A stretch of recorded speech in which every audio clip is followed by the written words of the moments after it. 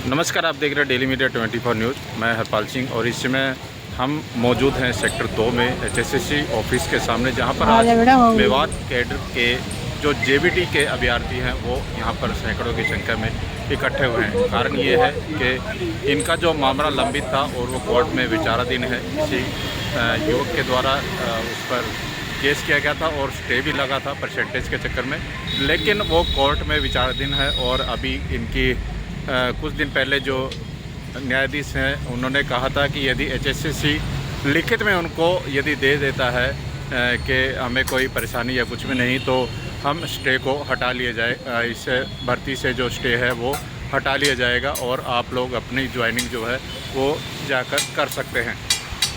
तो इसी के उपलक्ष्य में आज यहाँ पंचकुला में मेवात कैडर के अलग अलग जगह से जो युवक है वो इकट्ठा हुए हैं और विनम्र निवेदन लेके यहाँ पर के जो चेयरमैन है एचएसएससी के, उनके सामने जो इकट्ठा होकर गए भी हैं, जिसमें 4-5 युवक जो अंदर गए उनसे बातचीत हुई करने के लिए गए कि हमें जो लिखित में वो आश्वासन दे दीजिए और जो कोर्ट ने लिखित में मांगा है वो जवाब आप फाइल कर दीजिए, तो हमारी जो भर्ती है वो लागू हो जाएगी।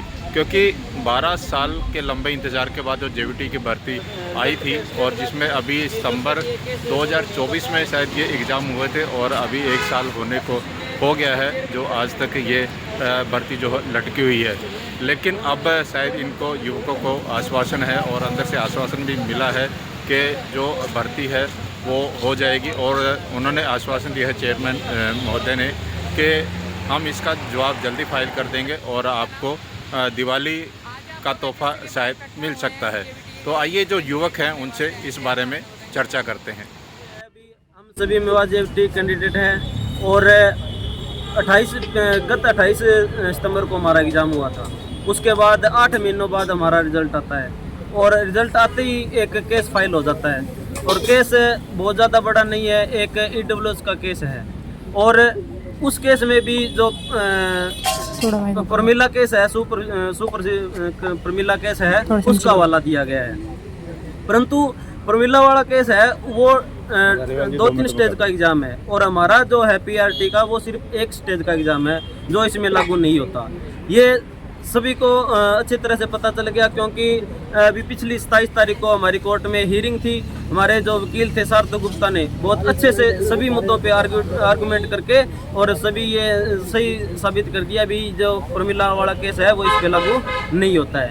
और पर जो कोर्ट ने क्या किया, जो स्टे लगी हुई थी, जैसे ये केस हुआ उस पर स्टे लगी थी, कोर्ट ने कहा कि ये स्टे तभी हट सकती है जब HSC है वो रिटर्न में इसका रिप्लाई फाइल करेगी, तभी हम इसको हटा सकते। तो HSC क्या कर रही है अभी HSC चेयरमैन हमसे मिले, हम यहाँ पे सैकड़ों की संख्या में इकट्ठे हुए हैं और HSC चेयरमैन हमसे मिले और उन्होंने बहुत अच्छा हमें आश्वासन दिया है कि हम जल्द ही इसका रिप्लाई फाइल कोर्ट में कर देंगे।